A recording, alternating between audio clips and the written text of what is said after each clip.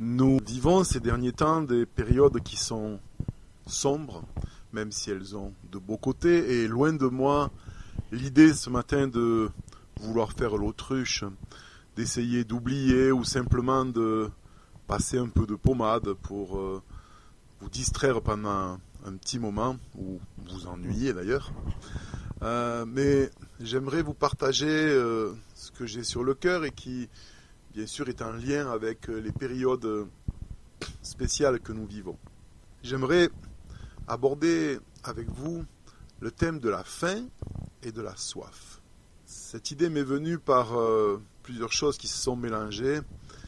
Tout d'abord, ces images que nous avons vues pour la plupart d'entre nous, avec ces supermarchés, ces magasins pillés, et les gens qui sortaient avec des chariots pleins de pâtes, pleins de riz, de denrées alimentaires.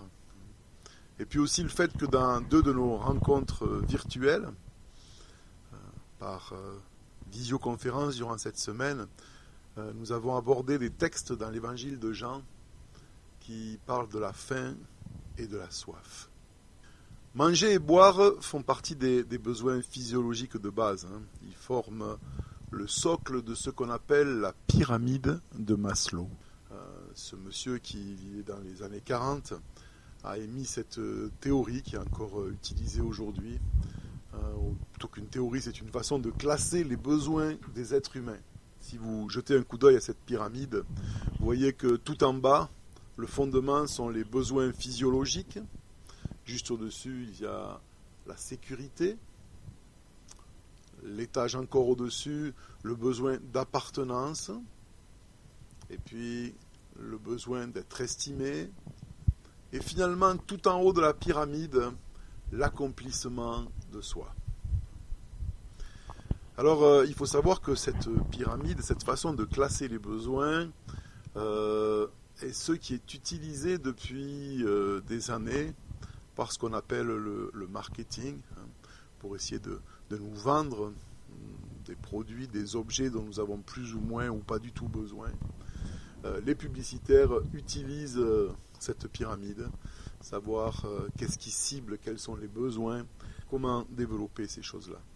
La faim et la soif sont, donc je l'ai dit, des besoins physiologiques fondamentaux, et la peur d'avoir faim et la peur d'avoir soif sont ancrés en nous. C'est encore plus fort que la peur du loup, même si nous connaissons personne qui s'est fait dévorer par un loup depuis très très longtemps, plusieurs générations.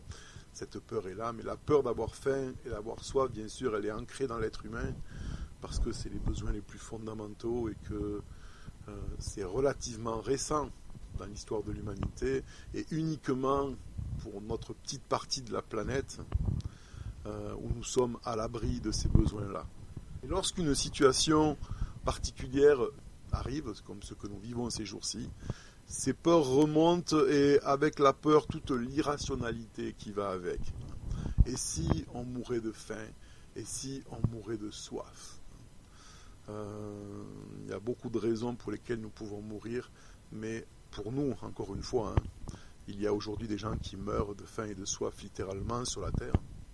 Mais pour nos pays, c'est pas de cela qu'on va mourir, c'est à peu près sûr.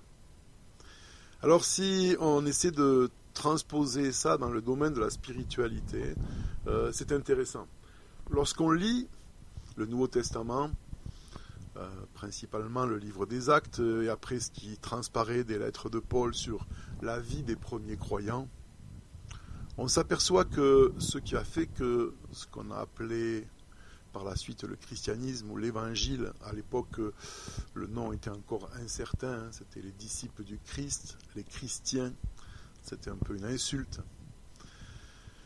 Ce qui a fait que cette chose-là s'est répandue très très très rapidement, c'est qu'elle correspondait aux besoins forts, aux besoins de base de l'âme, de l'être intérieur. Ce que cette bonne nouvelle proposait, d'être rassasié dans son âme, la paix intérieure, le fait de ne plus avoir une âme assoiffée, à la recherche d'autre chose. Et c'est ce qui a permis, avec le témoignage bien sûr de ceux qui le vivaient, que ça se développe. Très rapidement, les choses se sont détériorées. Bien sûr, il y a toujours eu de vrais croyants, il y en aura toujours.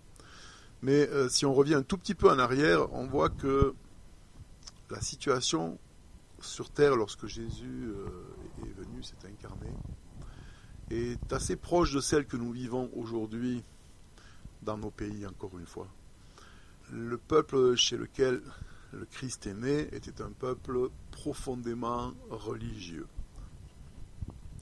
L'athéisme, comme on l'entend de nos jours, n'était même pas une option. Et particulièrement chez les Juifs, ils croyaient tous qu'il y avait un Dieu, qu'il était à l'origine du monde dans lequel on vivait. Mais en même temps, leur système religieux les empêchait de prendre conscience ou d'être soumis à la faim et à la soif réelle, spirituelle, qui était au fond d'eux. Et Jésus s'est heurté à cela tout au long de son ministère. Et je voudrais faire ce parallèle avec nos vies à nous aujourd'hui.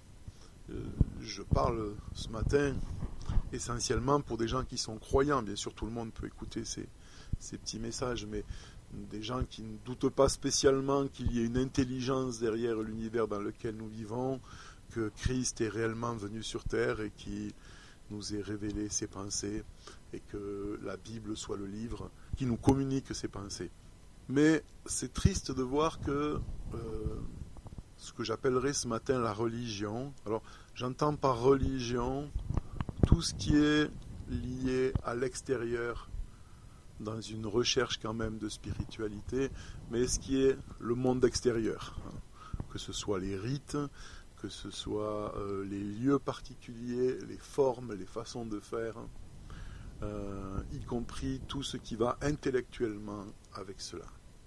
Et paradoxalement, c'est cet extérieur-là qui aurait pour but d'accompagner notre vie intérieure, qui aurait pour but de nous permettre de vivre une spiritualité authentique avec le Créateur, par son esprit en nous, grâce à l'œuvre que Christ a accomplie pour nous. Souvent, ce sont ces choses-là même qui nous empêchent de le vivre. J'aimerais aborder le premier texte ce matin dans l'évangile de Jean, au chapitre 6. Jésus a fait un miracle précédemment dans cet évangile. Il a nourri une foule qui était affamée dans le sens naturel du mot.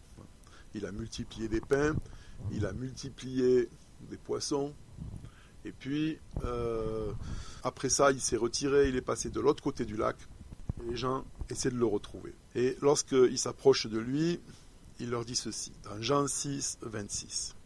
En vérité, je vous le dis, vous me cherchez non parce que vous avez vu des signes, mais parce que vous avez mangé du pain et que vous avez été rassasiés. Travaillez non pour la nourriture périssable, mais pour celle qui subsiste pour la vie éternelle. Celle que le Fils de l'homme vous donnera, car c'est lui que le Père, Dieu lui-même, a marqué de son empreinte. Ils lui dirent, que devons-nous faire pour accomplir les œuvres de Dieu ? Et Jésus leur répondit, l'œuvre de Dieu, c'est que vous croyiez en celui qui l'a envoyé. Quel signe miraculeux fais-tu donc, lui dirent-ils, afin que nous le voyions et que nous croyions en toi ? Que fais-tu ? Nos ancêtres ont mangé la manne dans le désert, comme cela est écrit, il leur a donné le pain du ciel à manger. Nous voyons ici que ces gens sont à la recherche de quelque chose de spirituel, et en réalité Jésus leur dit ce que vous cherchez, c'est à nourrir votre ventre naturel. Vous devez changer de sphère, vous devez passer à autre chose. Et c'est le propre de la religion, de toutes les religions, mais y compris du christianisme quand il est une religion, c'est de faire glisser les besoins intérieurs à l'extérieur.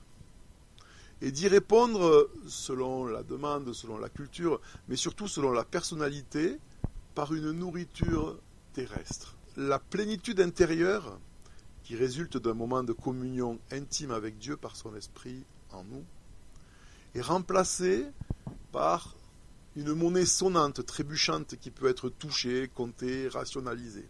Et ce sont les formes de notre façon de vivre notre spiritualité. Alors, par exemple, pour ceux qui sont plutôt des intellectuels, il y a un plaisir, une jouissance que j'appelle la joie de l'ingénieur. Celui qui aime l'approche théologique des textes et qui va arriver à faire coïncider ce texte avec celui-là, cette pensée avec celui-là, le sens de ce mot avec cet autre. Alors je fais une toute petite parenthèse, la théologie est indispensable, on a besoin de rationnel, mais le but de la théologie, c'est de fournir un cadre solide et sûr pour la spiritualité. Parce que bien sûr, si nous avons une spiritualité qui n'a pas de cadre, l'être humain étant ce qu'il est, nous arrivons à absolument n'importe quoi, dans n'importe quel délire. Donc la théologie est là pour nous mettre les limites maximales extérieures, je dirais comme ça. Il y a des choses qui ne sont pas possibles. Exemple, Dieu est amour, on peut entendre ça. Alors si je suis amoureux de ma voisine et que je n'aime plus ou je n'ai plus d'émotion pour celle avec qui je suis marié, Dieu veut que je parte avec la voisine parce que Dieu est amour. Donc c'est faux. Et la compréhension intellectuelle des Écritures, ce qui est issu de ce qu'on appelle la théologie, donne un cadre. Non, c'est pas comme ça, parce que Dieu a voulu qu'un homme et une femme s'engagent et restent fidèles. Mais le piège là derrière, c'est que pour les gens qui ont une approche intellectuelle du monde, le plaisir de la découverte, du bon fonctionnement, c'est pour ça que j'appelle ça le plaisir de l'ingénieur, tout d'un coup, la pièce fonctionne, le moteur démarre, l'équation se résout. Et il y a un vrai plaisir, et cette chose-là n'est pas du tout malsaine. Dieu nous a voulu créatifs et que nous comprenions. Mais si cette chose-là remplace le fait de manger Christ, de boire Christ, alors c'est juste quelque chose qui masque notre vrai problème. Pour d'autres, parce que nous sommes à une époque d'étourdissement, le divertissement est quelque chose d'essentiel, et puis la technologie nous permet d'avoir du divertissement en permanence, en mangeant, presque en dormant dans les transports en commun, tout le temps avec la multitude d'écrans, d'offres, de possibilités en tous sens, et même actuellement en étant enfermés chez nous, nous pouvons continuer de vivre dans le divertissement. Alors, il y a une partie de la religion. Rappelez-vous, quand j'utilise le mot religion, je parle de nos rassemblements à nous, chrétiens, qui se disent évangéliques. Il y a une bonne partie de divertissement. Encore une fois, la chose n'est pas mauvaise en elle-même.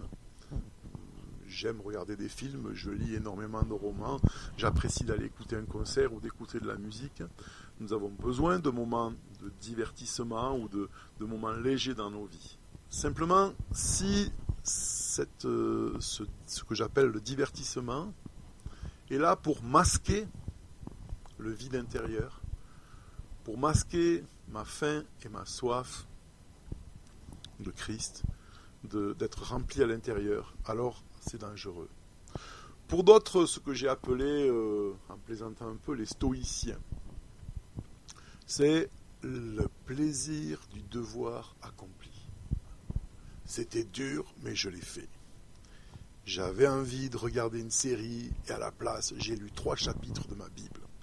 C'était désagréable, c'était sec, je n'ai pas tout compris, mais je l'ai fait. Et il y a une forme de plaisir, incompréhensible pour certains, mais chez d'autres personnalités, à accomplir quelque chose de difficile, de pénible.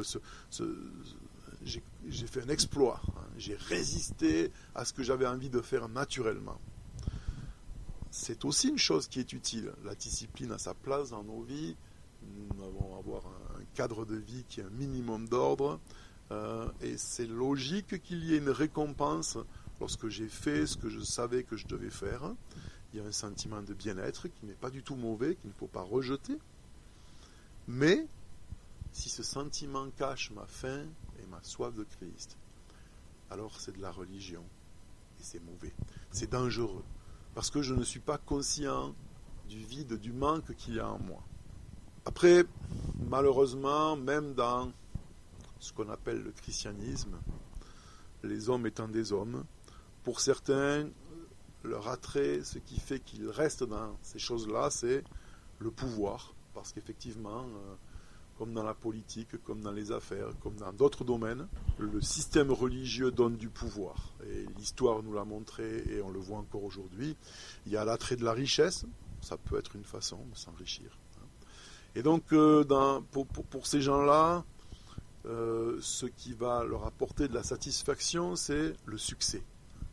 La taille de la communauté, la grandeur des bâtiments, le prix des infrastructures, la grande offre des activités, toutes ces choses-là qui, encore une fois, ne sont pas forcément des choses mauvaises si elles sont utilisées intelligemment pour le royaume de Dieu, mais qui peuvent être de la religion et avoir le même effet, masquer la faim et la soif. Alors maintenant, je reviens à mon texte de Jean 6, on s'était arrêté au verset 31, et je reprends au verset 32. Jésus leur répondit, « Vraiment, je vous l'assure, ce n'est pas Moïse qui vous a donné le pain venu du ciel. » Moïse ici, dans ce que je suis en train de vous partager, pourrait symboliser tous ces aspects que j'ai traités de religieux, toutes ces choses extérieures qui ne sont pas forcément, encore une fois, du péché ou des mauvaises choses, mais qui peuvent être mauvais s'ils cachent la réalité. Ce n'est pas Moïse qui vous a donné le pain venu du ciel, c'est mon Père qui vous donne le pain du ciel, le vrai pain. Car le pain qui vient de Dieu, c'est celui qui descend du ciel et qui donne la vie au monde. Seigneur, dirent-ils alors, donne-nous toujours de ce pain-là. Et Jésus répondit, c'est moi qui suis le pain qui donne la vie. Celui qui vient à moi n'aura plus jamais faim, celui qui croit en moi n'aura plus jamais soif.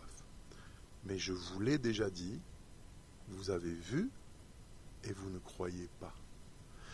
Je vous renvoie, si vous ne l'avez pas lu, et si vous l'avez lu, vous vous en rappelez probablement, au petit article que j'ai écrit ce mercredi passé, sur la politique de l'autruche, et où je développe cette idée que tous les êtres humains naissent avec la foi, cette capacité de croire et de faire confiance. Et tous les êtres humains naissent avec la capacité de refuser de croire. La foi n'est pas quelque chose qui tombe sur certains comme ça, hein. C'est pas une option pour quelques illuminés, non.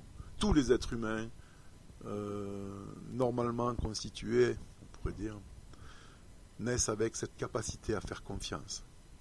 Et je choisis en quoi je place ma confiance, dans telle chose ou telle chose, dans une autre. Et je choisis aussi de refuser. Cette idée que je ne crois pas parce que je ne peux pas voir, elle est fausse. Les gens qui ont vu Jésus de son vivant, qui l'ont vu ressusciter des morts, marcher sur l'eau, n'ont pas tous cru en lui, ou plutôt la majorité n'a pas cru en lui. Les soldats qui ont vu un ange rouler la pierre n'ont pas cru en lui, ont accepté de l'argent pour dire que ses disciples l'avaient amené. Donc croire, c'est vraiment un choix. Et pour nous qui sommes déjà croyants dans le sens, nous croyons que Dieu existe, nous croyons qu'il a créé l'univers, nous croyons qu'il y a une vie après cette vie, mais nous avons besoin aussi de croire, c'est-à-dire d'accepter que la vie ne se trouve pas dans les choses extérieures, mais dans cette rencontre entre notre faim et notre soif qui est au fond de nous, et celui qui est le pain et celui qui est l'eau vive. Je voudrais enchaîner avec un autre texte très connu, toujours dans l'évangile de Jean, au chapitre 4 et au verset 10.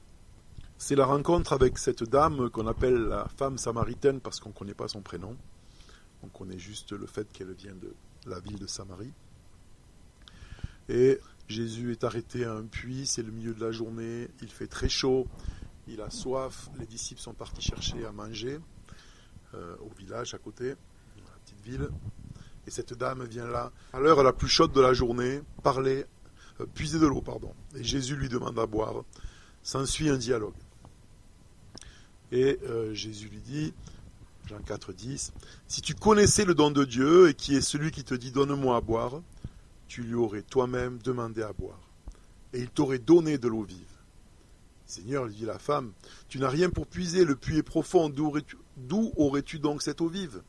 Es-tu plus grand que notre père Jacob qui nous a donné ce puits, qui en a bu lui-même ainsi que ses fils et ses troupeaux? Jésus lui répondit, quiconque boit de cette eau aura encore soif. Mais celui qui boira de l'eau que je lui donnerai n'aura jamais soif, et l'eau que je lui donnerai deviendra en lui une source d'eau qui jaillira jusque dans la vie éternelle. Littéralement, le verset 14, si on faisait du mot à mot, c'est pas du très joli français, mais par rapport au texte original, ça donnerait quelque chose comme ceci.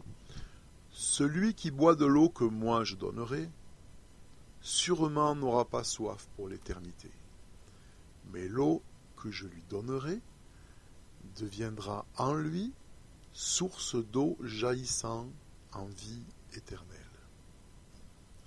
Pourquoi je traduis comme ça? Parce qu'on est habitué que l'eau vive, c'est une expression qui existe, c'est l'eau courante, l'eau d'un torrent, en opposition à l'eau d'une mare qui est croupie. Et on ne se rend pas compte que ici l'expression de Jésus est à prendre dans son sens le plus littéral. Une eau vivante, c'est pas juste une eau qui bouge, c'est pas une image pour parler d'une eau fraîche par rapport à une eau croupie. C'est le fait que ce que Christ nous donne la vie à l'intérieur de nous-mêmes. Il est cette nourriture, il est cette boisson, cette eau qui communique la vie. Et cette vie éternelle, comme je l'ai souvent dit, qui n'est pas juste une vie qui n'a pas de sens, mais une vie d'une certaine qualité, d'une qualité relationnelle, une vie connectée à Dieu. Et après que Jésus ait expliqué cela à cette dame, elle est bouleversée, elle a compris qu'il se passait quelque chose, mais c'est là où on voit que chez l'être humain, la religion, comme je l'ai défini auparavant, est quelque chose qui est lié à nous. Immédiatement, quelle est sa réponse à ça? Au verset 19, toujours dans Jean 4. Seigneur, lui dit la femme, je vois que tu es un prophète. Nos ancêtres ont adoré sur cette montagne. Et vous dites que l'endroit où il faut adorer est à Jérusalem. Immédiatement, elle ramène la discussion sur les choses extérieures. Comment faut-il prier? Où faut-il prier? Debout, à genoux, avec des bougies, sans bougies, devant une icône, sans icône, dans cet endroit, dans l'autre, en levant les mains ou pas. Et ça, c'est l'être humain qui veut toujours ramener, ou plutôt refuser le face-à-face avec la faim et la soif de l'âme, et le remplacer par des choses extérieures qui rassurent, qui cachent, qui masquent, mais qui ne nourrissent pas, et qui nous laissent vides et insatisfaits. Et Jésus lui répond, crois-moi, l'heure vient où ce ne sera ni sur cette montagne, ni à Jérusalem que vous adorerez le Père. Vous adorez ce que vous ne connaissez pas, nous adorons ce que nous connaissons. Mais l'heure vient, et elle est déjà là, où les vrais adorateurs adoreront le Père en esprit et en vérité. En effet, ce sont là les adorateurs que recherche le Père. Dieu est esprit, il faut que ceux qui l'adorent en esprit et en vérité. Et là aussi, c'est tellement facile d'expédier ça avec quelques versets. Ah, il faut l'adorer en vérité, alors la vérité c'est la parole de Dieu, alors quand je lis la parole de Dieu, je l'adore. Oui, il y a quelque chose de vrai là-dedans, mais ça reste quand même tellement superficiel. Nous avons besoin de manger Christ, de boire Christ, mais pour ça, nous avons besoin d'être affamés et d'être assoiffés. Et paradoxalement, alors que le but de nos vies, c'est de ne pas être en danger, de couvrir nos besoins et même d'avoir de l'avance, de la sécurité, du stockage. Nous faisons avec notre âme, comme pour le reste, nous voulons remplir nos chariots de pâtes et de riz et de faire des stocks. Mais Dieu nous dit, je veux que tu aies faim et je veux que tu aies soif intérieurement. La faim, comme la soif, c'est quelque chose de cyclique. J'ai faim, j'ai très faim, j'ai très très faim éventuellement. Je mange, je suis rassasié, ça produit de l'énergie, il y a une satisfaction, il y a un moment où j'ai besoin de rien. je digère, et puis j'aurai de nouveau faim, pareil avec la soif. Mais si nous fuyons ce besoin, nous ressemblons à des enfants qui mangent des bonbons toute la journée pour ne pas sentir la faim. Et puis qui finalement n'ont pas de force, parce que il y a un peu de sucre dans les bonbons, mais ce n'est pas une alimentation équilibrée. Lorsque Jésus est venu sur terre, il a connu la faim et la soif extrême dans tous les domaines. Alors il l'a connu dans le domaine physique, au début de son ministère, lorsqu'il a jeûné 40 jours. Il nous est dit, dans Matthieu 4, après avoir jeûné 40 jours et 40 nuits, au verset 2, il eut faim. Et le tentateur s'approche là et va lui proposer autre chose à manger. Et il va tout refuser, parce qu'il sait ce qui le nourrit, la communion avec son Père.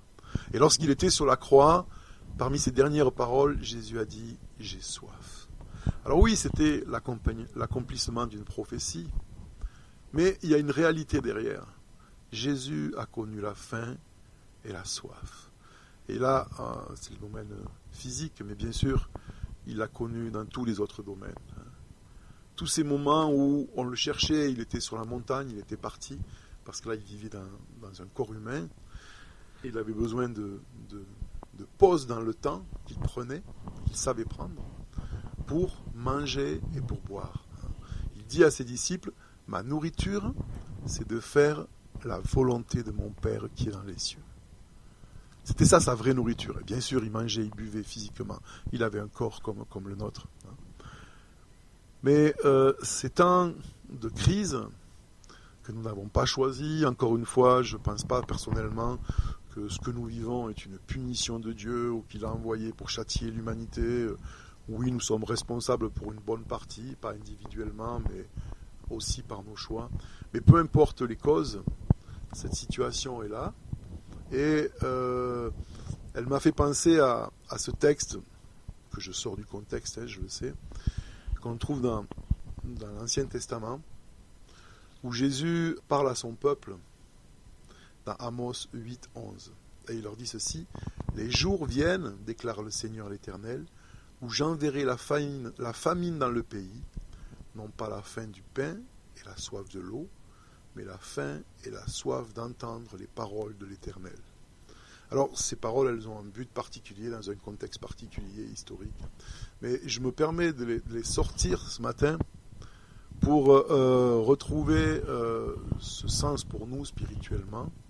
Dieu envoie des jours, alors permet des jours, où dans nos vies, alors c'est pas besoin de vivre quelque chose qui soit comme ça au niveau planétaire ou national, nous avons tous nos périodes d'épreuves, de difficultés, de nos cycles dans nos vies, mais ce sont des moments où Dieu dit « Je veux que vous ressentiez la faim et la soif. » Pourquoi ? Parce que je veux te nourrir et je veux te donner à boire.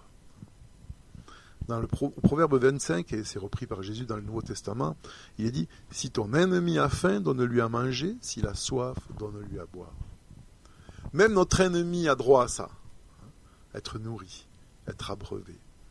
Et nous sommes les amis de Dieu, c'est lui qui le dit, vous êtes mes amis. Il veut nous donner à manger, il veut rassasier nos âmes, il veut nous donner à boire. Mais pour ça, nous devons accepter de mettre de côté tout ce qui est extérieur et qui masque cette faim et cette soif. Et puis, simplement, honnêtement, lui faire face. Et en conclusion, j'aimerais vous lire un psaume, le psaume 42, qui résume tout à fait ce que je vous ai partagé sur ce besoin de boire, de manger, la présence de Dieu. Comme une biche soupire après des courants d'eau, ainsi mon âme soupire après toi, ô Dieu. Mon âme a soif de Dieu, du Dieu vivant.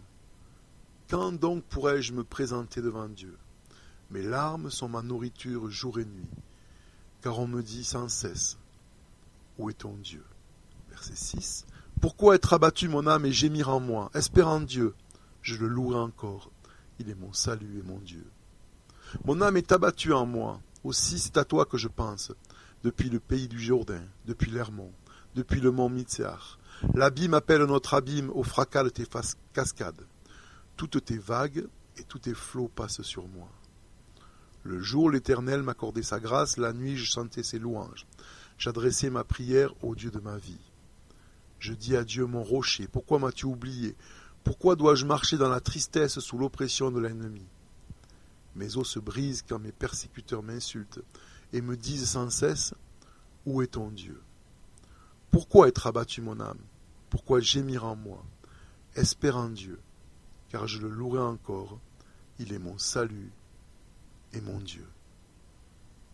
Alors je vous souhaite pour ces périodes particulières que nous sachions faire face à la faim, à la soif intérieure, et comme le psalmiste, de répandre notre cœur devant lui, afin que nous puissions découvrir, redécouvrir ce cycle, avoir faim, être rassasié, avoir soif et retrouver à boire. Il est le pain de vie, il est l'eau qui donne la vie, ne cherchons pas ailleurs. Ne nous détournons pas vers la religion, mais laissons-le nous nourrir, nous abreuver. C'est la seule chose dont nous ayons réellement besoin. Merci beaucoup de m'avoir écouté.